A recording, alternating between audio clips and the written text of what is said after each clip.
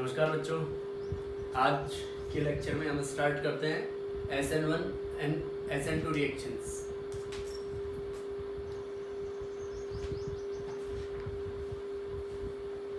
SN1, तो SN1 का मतलब क्या है? Substitution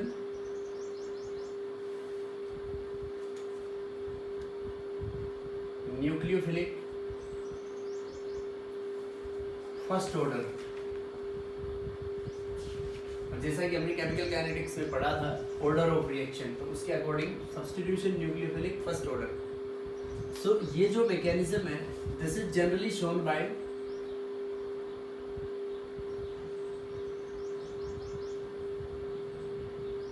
tertiary alkyl halides, allylic, benzylic,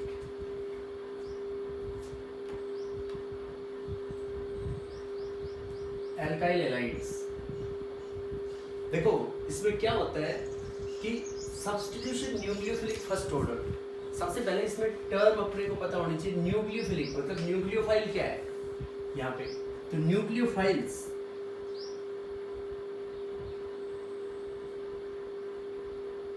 ये जैसा कि हमने 11th में डिस्कस किया था, तो न्यूक्लियोफाइल्स का मतलब क्या है? Nucleophiles these are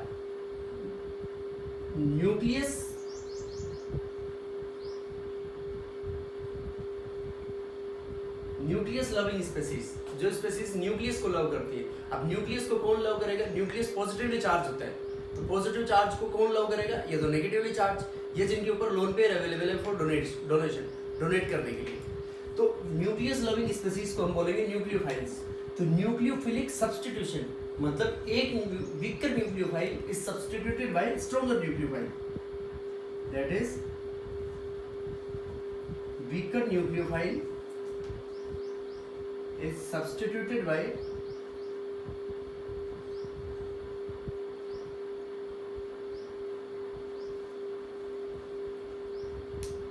stronger nucleophile। weak nucleophile को कौन सब्स्टिट्यूट करेगा? strong nucleophile सब्स्टिट्यूट करेगा। तो अब इसके अंदर न्यूक्लियोफाइल्स अपने पास दो तरीके की होंगी कि और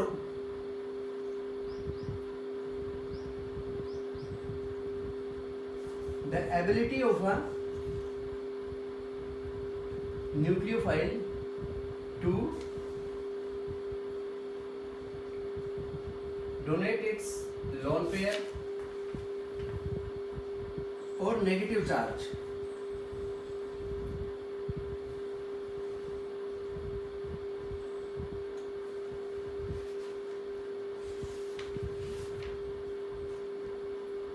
is known as nucleophilicity। The ability of a nucleophile to donate its lone pair or negative charge is known as nucleophilicity। मतलब एक न्यूक्लियोफाइल की उसकी लोन पेयर डोनेट करने की क्षमता या उसके नेगेटिव चार्ज को डोनेट करने की क्षमता को क्या बोलते हैं? न्यूक्लियोफिलिसिटी। अब देखो न्यूक्लियोफिलिसिटी कैसे बताएंगे हम, कि जैसे अपने पास ये आती है F minus Cl minus Br minus I minus, तो इसके अंदर I माइनस सबसे ज्यादा न्यूक्लियोफिलिक होगा। ये इनका न्यूक्लियोफिलिसिटी का ऑर्डर है। इसमें ग्रुप में इस तरीके से क्यों है? बिकॉज I माइनस की जो साइज है ये सबसे बड़े एनायन है, लार्जर एनायन है। सो लार्जर एनायन होगा तो क्या होगा? Easily polarisable.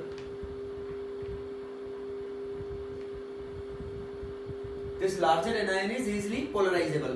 तो easily polarizable होगा तो मतलब ये पॉजिटिव चार्ज उसको अपनी तरफ अट्रैक्ट कर लेगा, तो मतलब this will act as a nucleophile. Positive अपनी तरफ इसको अट्रैक्ट करेगा तो मतलब ये न्यूक्लियोफाइल को डोनेट कर देगा, ये अपना नेगेटिव चार्ज इजीली पॉजिटिव को डोनेट कर देगा, means it act as a stronger nucleophile.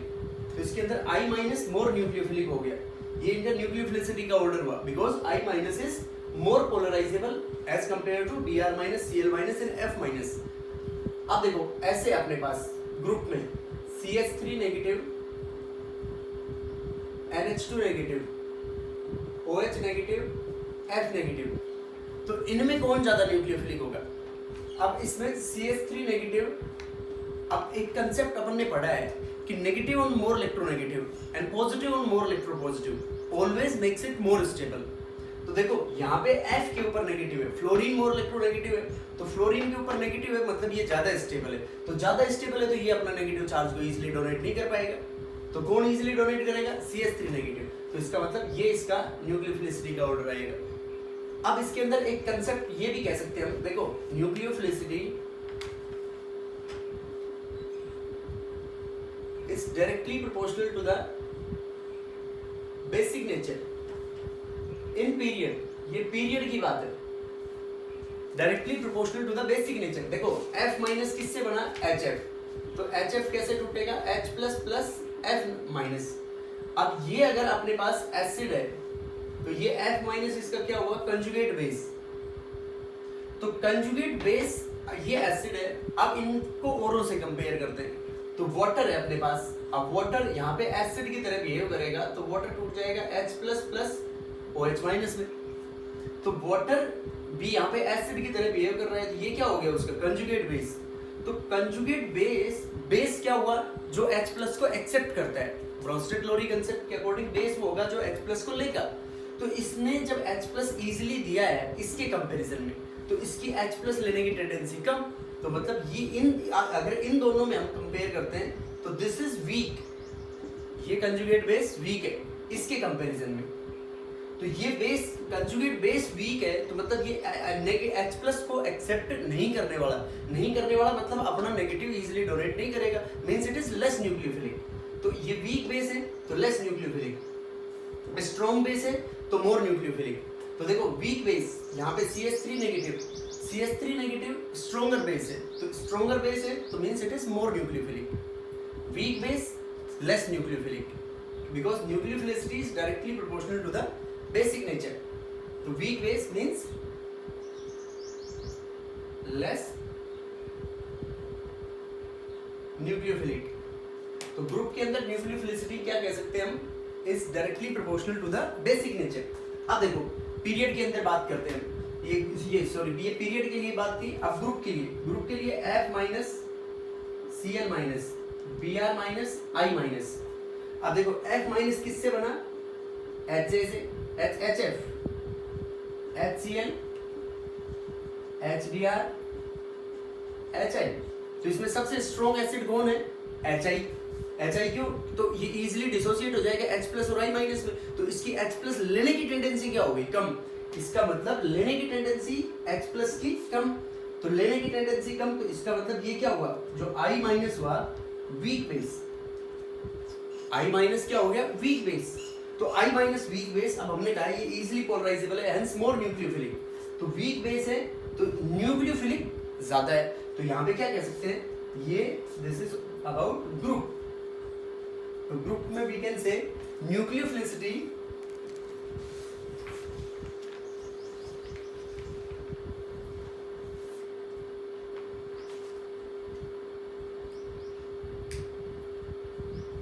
is inversely proportional to basic nature। ये किसके लिए ये बात एप्लीकेबल है? अपने पास ग्रुप के लिए एप्लीकेबल है। Nucleophilicity is inversely proportional to the basic nature. तो इसलिए F माइनस ये I माइनस क्या हो गया अपने पास? ये इसका न्यूक्लियोफिलिसिटी का ऑर्डर हो गया। अगर बेसिक नेचर की बात करें तो क्या हो जाएगा इसका उल्टा। तो इससे अपन दो चीज कंक्लूड कर सकते हैं कि ग्रुप के अंदर पीरियड में तो क्या होगा? Nucleophilicity directly proportional to basic nature, और ग्रुप में क्या होगा? Inversely proportional to basic nature. अब देखो जैसे अपने को कंपेयर करना है SH नेगेटिव OH नेगेटिव, तो देखो ये सेम ग्रुप के SH किससे बना? ऐसे सोचो H2S से, और ये किससे बना? H2O से। तो ग्रुप के अंदर डाउनवर्ड्स क्या था? Inversely directly proportional to size कह सकते हैं, तो साइज टॉप टू बॉटम बढ़ रही है, और बेसिक नेचर के इनवर्सली प्रोपोर्शनल। तो ये वाटर है और ये H2S है, तो H डाउनवर्ड्स एसिडिक नेचर बढ़ रहा है तो बेसिक नेचर कम हो रहा है, तो न्यूक्लियोफिलिसिटी, तो ये SH will be more nucleophilic as compare to OH minus. अब देखो अपने पास ऐसे बना दिए,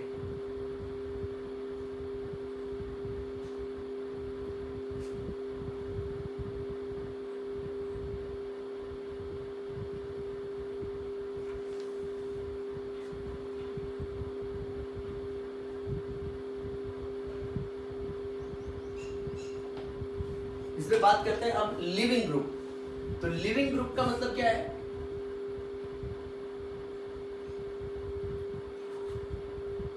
ग्रुप विच डिपार्ट्स,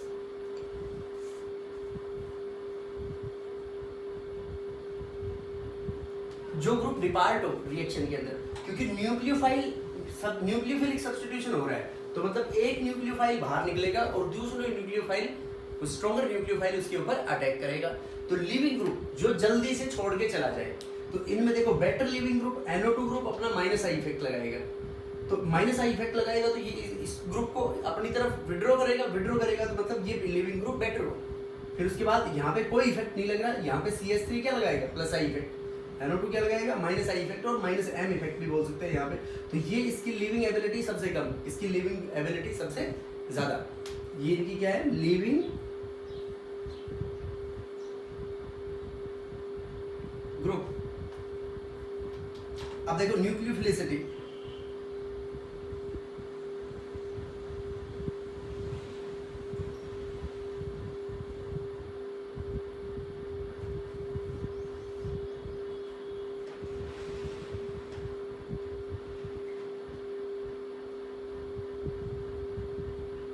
इसको बोलते हैं शॉर्ट टर्म में ट्रिपलेट आयन और इसको टॉसलेट आयन। न्यूक्लियोफिलिसिटी और लिविंग ग्रुप, इनको रिलेट करना है अपने को। देखो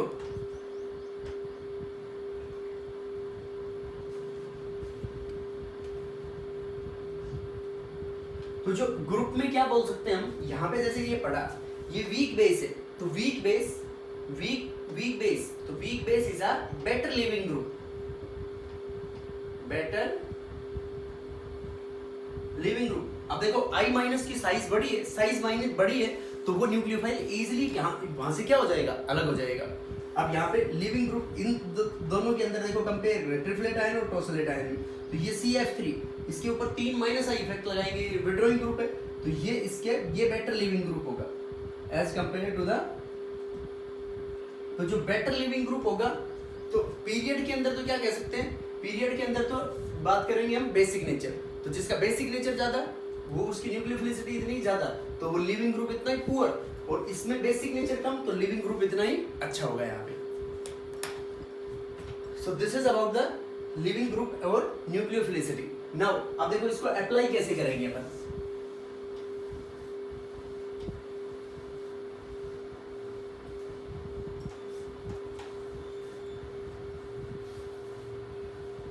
तो जैसे SN1 सब्स्टिट्यूशन रिएक्शंस में हमने देखा कि SN1 substitution reactions benzylic, allylic और टर्शियरी एल्काइल हैलाइड शो करेंगे। तो ये जो SN1 है, substitution nucleophilic first order, this is a two step process. ये 2-स्टेप प्रोसेस है। 2-स्टेप प्रोसेस का मतलब क्या होगा इसमें कि first step is the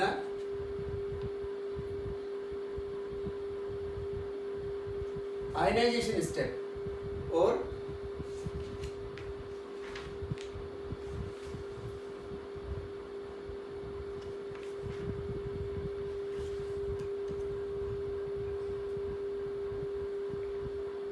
ionization step और फॉर्मेशन ऑफ कार्बोकैटायन स्टेप। देखो इसमें फर्स्ट जैसे टर्शियरी एल्काइल हैलाइड ले लिया हमने,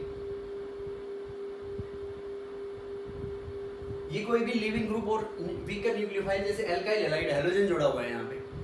अब ये हैलोजन यहाँ पे अपना माइनस आई इफेक्ट लगाएगा, तो ये जो 3 एल्काइल ग्रुप्स हैं ये इसके ऊपर अपना प्लस आई इफेक्ट लगा रहे हैं, तो इसका मतलब इसके डिपार्ट होने के चांसेस ज्यादा हो गए, तो ये -X- की फॉर्म में अलग हो जाएगा। And this is a slow step. So if it is a slow step means it will be the rate determining step. अब यहाँ पे क्या बनेगा इसमें, ये बन जाएगा CH3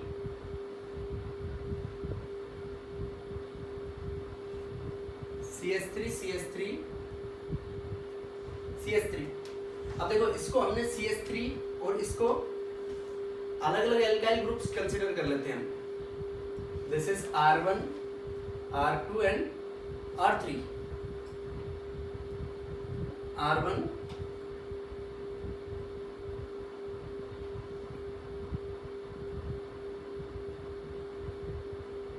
R2 and this is R3। इसमें कौन सा चार्ज है? पॉजिटिव चार्ज, ये carbocation. This will be planar in shape और इसके अंदर हाइब्रिडाइजेशन क्या होगी? sp2। अब देखो इसके अंदर ये जो कार्बोकेटायन बना है प्लेनर शेप का है, तो इसके अंदर ये स्लो स्टेप थी, फर्स्ट स्टेप आयनाइजेशन स्टेप। तो यहां से हम क्या कह सकते हैं कि इंटरमीडिएट क्या बन गया? कार्बोकेटायन। तो reactivity of alkyl halide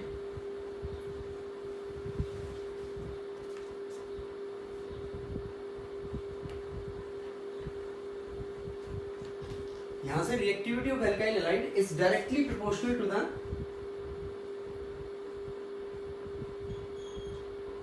stability of carbocation. Reactivity of alkyl halide is directly proportional to the stability of carbocation। Intermediate बन रहा है कार्बोकेटायन इस केस में, तो alkyl halide जितना ज्यादा रिएक्टिव होगा मींस उसका कार्बोकेटायन इतना ही ज्यादा क्या होना चाहिए? स्टेबल होना चाहिए। तो इसमें जो रेट ऑफ रिएक्शन है, rate of reaction equals to directly proportional to the concentration of substrate. Substrate क्या हो गया अपने पास?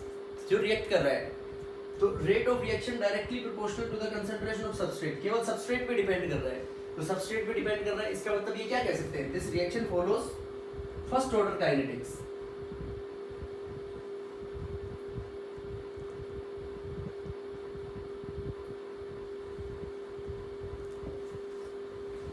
First order kinetics.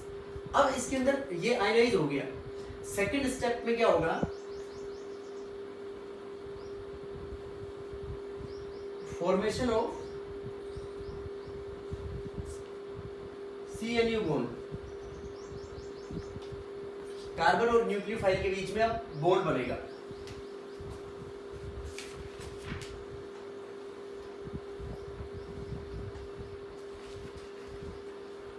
देखो कि ये है अपने पास C,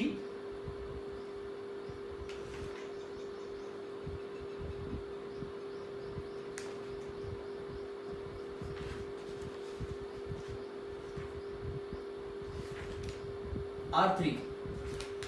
अब इसमें पॉसिबल जो चांसेस है, ये न्यूक्लियोफाइल, ये सेकंड स्टेप है, तो इसमें न्यूक्लियोफाइल ये प्लेनर है, तो प्लेनर है तो न्यूक्लियोफाइल फ्रंट साइड से भी अटैक कर सकता है और बैक साइड से भी अटैक कर सकता है ऑर्बिटल्स में।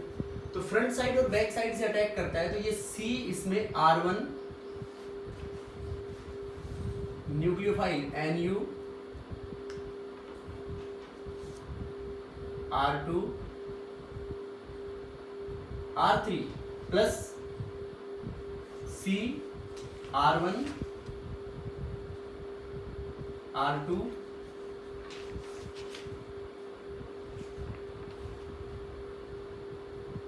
न्यूक्लियोफाइल। तो इसमें क्या होगा? दिस इज D+L कॉन्फ़िगरेशन का इक्विमोलर मिक्सचर बनेगा इसमें, racemic mixture.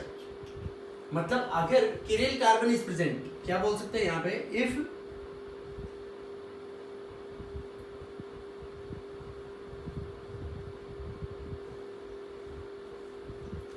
If chiral carbon is present, chiral carbon अगर प्रेजेंट है रिएक्शन के अंदर, किरेल कार्बन मतलब जिस कार्बन के ऊपर चारों ग्रुप जो जुड़े हुए वो क्या हो? अलग अलग हो। तो if chiral carbon is present when racemic mixture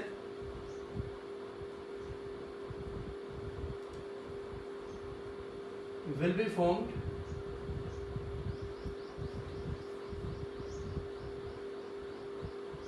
as a major product।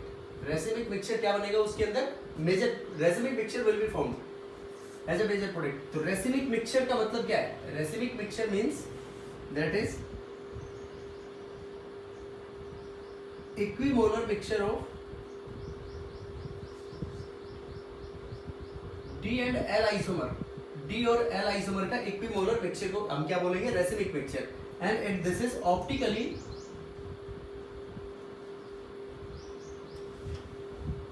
ये रेसिमिक मिक्सचर ऑप्टिकली क्या होगा? इनएक्टिव होगा, क्योंकि प्लेन पोलराइज्ड लाइट जितना क्लॉकवाइज डायरेक्शन में रोटेट कराएगा मिक्सचर, इतना ही एंटी क्लॉकवाइज डायरेक्शन में रोटेट हो जाएगा। तो नेट रोटेशन कहाँ हुआ? जीरो, किसी भी डायरेक्शन में रोटेशन नहीं हुआ, तो ऑप्टिकली इनएक्टिव। तो इस फिनोमेनन, एक मॉलिक्यूल की वजह से दूसरे का रोटेशन जीरो हो रहा है, तो this phenomenon is known as external compensation. मतलब एक मॉलिक्यूल की वजह से दूसरे का रोटेशन नेट को जीरो करना is known as external compensation. अब ये होगा रेसिमिक मिक्सचर के अंदर। अब इसके अंदर जनरली क्या बोल सकते हैं हम, जनरली जो चांसेस ऑफ इन्वर्जन जो है, जैसे इन्वर्जन और रिटेंशन। रिटेंशन का मतलब जैसे ये कॉन्फ़िगरेशन अपने पास डी है, तो उसके बाद डी और एल का इक्विमोलर मिक्सचर बन रहा है, तो इन्वर्जन के चांसेस क्या हुए, ज्यादा हुए इसके अंदर as compare to retention. Generally inversion is higher.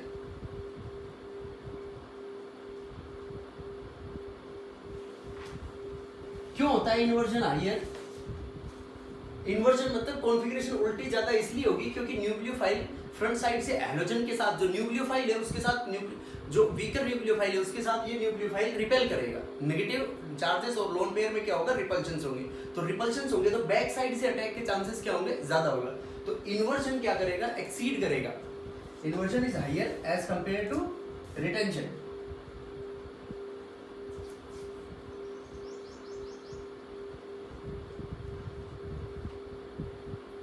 अब इसमें देखो ये स्टेप जो है, दिस स्टेप इज फास्ट। तो इसका मतलब हमने इसमें न्यूक्लियोफाइल क्या लिया है, it is independent on the concentration of nucleophile. जो रेट ऑफ रिएक्शन होगा towards SN1 is independent on the concentration of nucleophile. देखो फर्स्ट स्टेप क्या होगी इसके अंदर, आयनाइजेशन स्टेप और फॉर्मेशन ऑफ कार्बोकैटायन स्टेप। कि ये तीन ग्रुप अपना एल्काइल ग्रुप्स अपना क्या लगाएंगे, ये इलेक्ट्रॉन रिलीजिंग ग्रुप है, ये अपना प्लस आई इफेक्ट लगाएंगे इसके ऊपर, तो इलेक्ट्रॉन डेंसिटी इंक्रीज होगी कार्बन के ऊपर। तो X माइनस आई इफेक्ट लगा रहा है वो, उसको लेके सेपरेट आउट हो जाएगा। And this is a slow step. So X minus हो गया, hence it will be the rate determining step. तो ये अपने पास कार्बोकैटायन बना, प्लेनर शेप होगा, sp2 हाइब्रिडाइजेशन होगा। अब इस प्लेनर शेप के अंदर जो रिएक्टिविटी ऑफ एल्काइल हैलाइड्स होगी वो डायरेक्टली प्रोपोर्शनल होगा to the stability of carbocation. Carbocation जिसमें इंटरमीडिएट बन रहा है, जितना ज्यादा स्टेबल होगा, देखो एक जनरल कंसेप्ट है ऑर्गेनिक केमिस्ट्री का, reactivity of reactants is directly proportional to the stability of a intermediate. अगर इंटरमीडिएट जितना ज्यादा स्टेबल होगा, इसका मतलब रिएक्टेंट्स उसके इतने ज्यादा रिएक्टिव होंगे। तो यहाँ पे रेट ऑफ रिएक्शन को क्या बोल सकते हैं हम, K equals to, this is rate law into concentration of substrate. Substrate क्या हो गया यहाँ पे अपने पास, एल्काइल हैलाइड, तो उसका फर्स्ट ऑर्डर काइनेटिक्स को रिएक्शन फॉलो कर रही है। तो ये सेकंड स्टेप में क्या होगा, फॉर्मेशन ऑफ CNU बॉन्ड। और CNU बॉन्ड का बनना फास्ट प्रोसेस है। अब इसमें न्यूक्लियोफाइल दोनों साइड से अटैक कर सकता है, फ्रंट साइड से भी, बैक साइड से भी, because it is planar in shape. तो अगर इसमें किरेल कार्बन प्रेजेंट होगा तो रेसिमिक मिक्सचर बनेगा फाइनल प्रोडक्ट। तो रेसिमिक मिक्सचर क्या होता है, it is a equimolar mixture of D and L isomers and it will be optically inactive. मतलब ये प्लेन पोलराइज्ड लाइट को किसी भी डायरेक्शन में रोटेट नहीं कराएगा ड्यू टू एक्सटर्नल कंपनसेशन। इसके अंदर जनरली जो होगा, अगर रिटेंशन और इन्वर्जन की बात करें, रिटेंशन के मतलब जो कॉन्फ़िगरेशन सबस्ट्रेट की थी वही प्रोडक्ट के अंदर होगी, और इन्वर्जन का मतलब उसकी उल्टी होगी। तो अब न्यूक्लियोफाइल का जो अटैक करने के चांसेस है वो जनरली क्या होंगे, अपोजिट साइड से होंगे। तो अपोजिट साइड से होंगे, it means chances of inversion will be more than that of retention. Now देखो फर्स्ट स्टेप के अंदर इसमें कार्बोकैटायन बन रहा है इंटरमीडिएट। तो इसके अंदर एक तो ये बोल सकते हैं कि rate of reaction ROR is independent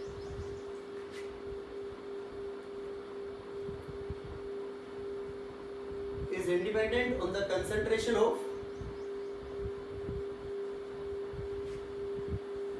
nucleophile. Rate of reaction जो न्यूक्लियोफाइल की कंसंट्रेशन के ऊपर क्या होगा, इंडिपेंडेंट होगा, because this step is a first step.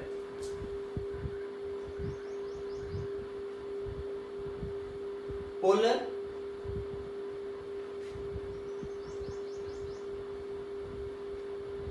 Protic, polar मतलब जिसका dipole moment non zero, protic मतलब जो H प्लस दे सकता हो। Polar protic like water, alcohol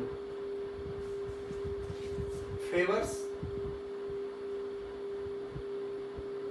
SN1, वो SN1 को फेवर करेगा बिकॉज ऑफ सॉल्वेशन। या ऐसे बोल सकते हैं जिनका डाइलेक्ट्रिक कांस्टेंट हाइयर होगा, तो वाटर का डाइलेक्ट्रिक कांस्टेंट हाई होता है, तो रेट ऑफ रिएक्शन भी क्या होगा, हाई होगा टुवर्ड्स SN1 रिएक्शंस।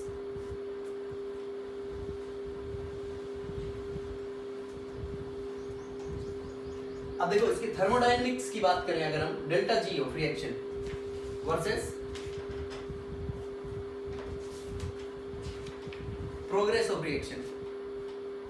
देखो इतनी energy delta G reactant molecules के पास है, उसके बाद ये ट्रांजिशन स्टेट 1, ये रिएक्शन इंटरमीडिएट बना, this is the delta G of products,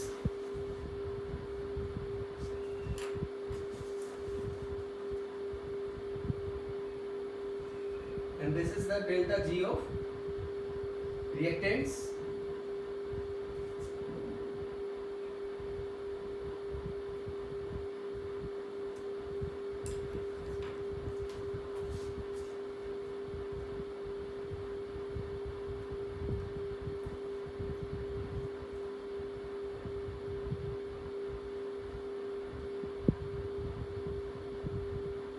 This is the delta G of transition state 1 and this is delta G for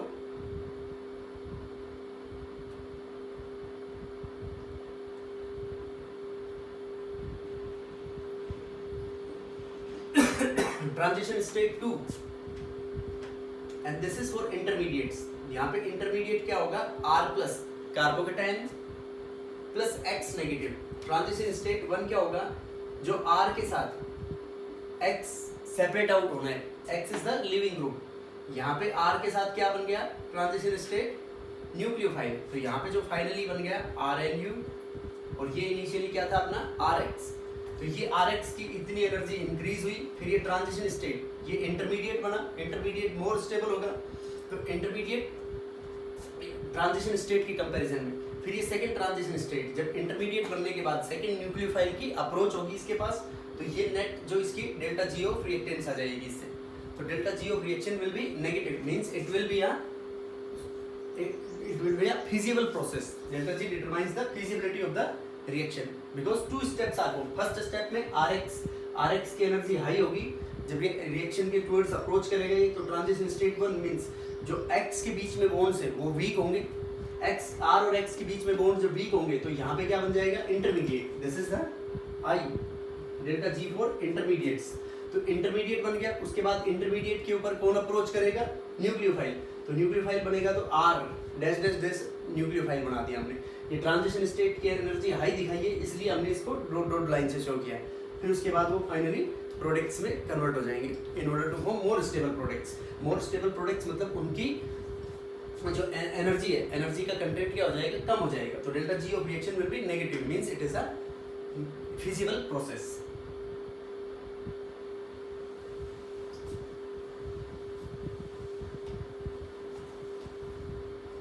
Now examples of SN1 reaction.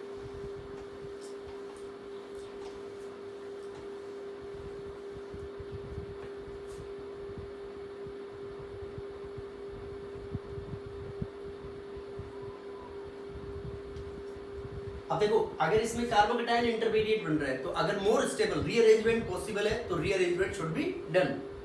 ये इसके अंदर एक इंपॉर्टेंट नोट है कि as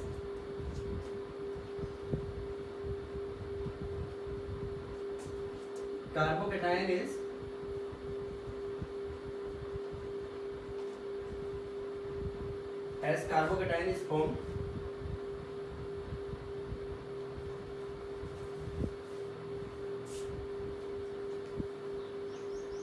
formed as an intermediate,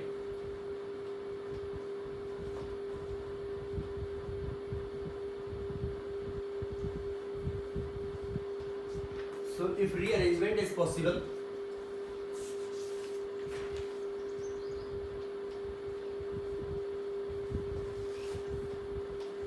then it should be done.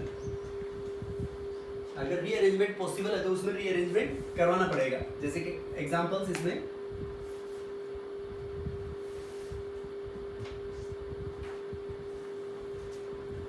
ये tertiary alkyl halide है. यहाँ पे वाटर एसीटोन पोलर सॉल्वेंट ले लिया हमने, पोलर प्रोटिक सॉल्वेंट. तो ये यहाँ पे वाटर इसके अंदर सब्स्टिट्यूट कर देगा. क्या बन जाएगा इसमें, वाटर न्यूक्लियोफाइल है क्योंकि इसके ऊपर एक लोन पेयर अवेलेबल है CH3 और यहाँ पे OH प्लस HX बाहर हो जाएगा इसके अंदर.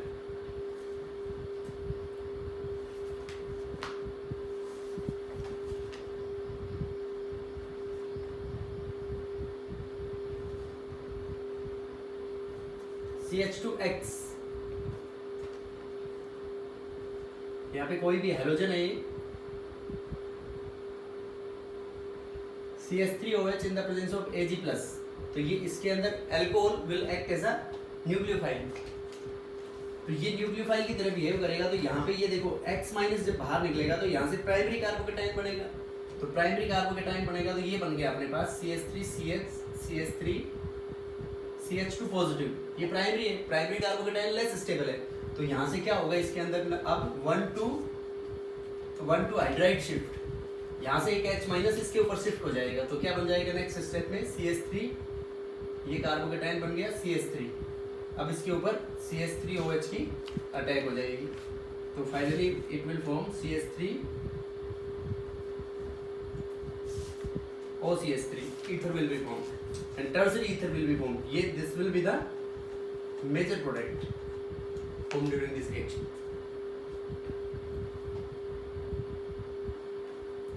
प्लस HX इसमें क्या हो जाएगा, R हो जाएगा। नियोपेंटाइल,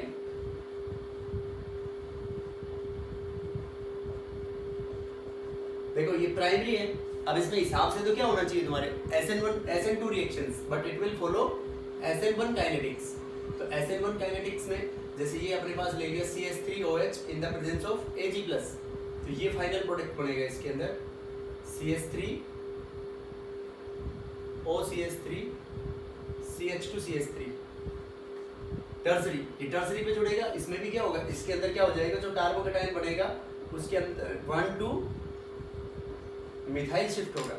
अब जब आपको कंपेयर करना हो कि शिफ्ट पहले कौन होगा, तो उसके अंदर शिफ्टिंग का जो ऑर्डर है, सबसे पहले हाइड्राइड को शिफ्ट करोगे, फिर एराइल को और फिर एल्काइल को। This is the order of shifting between 1 to carbon atoms in order to form more stable carbocation.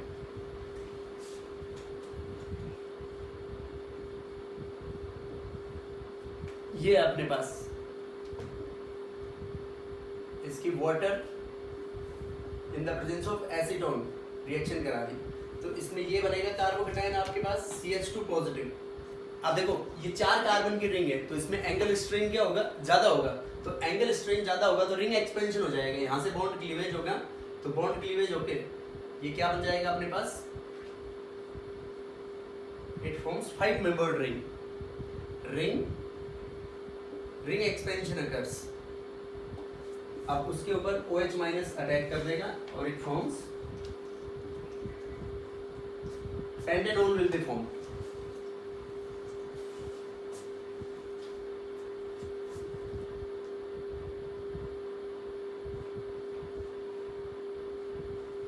ये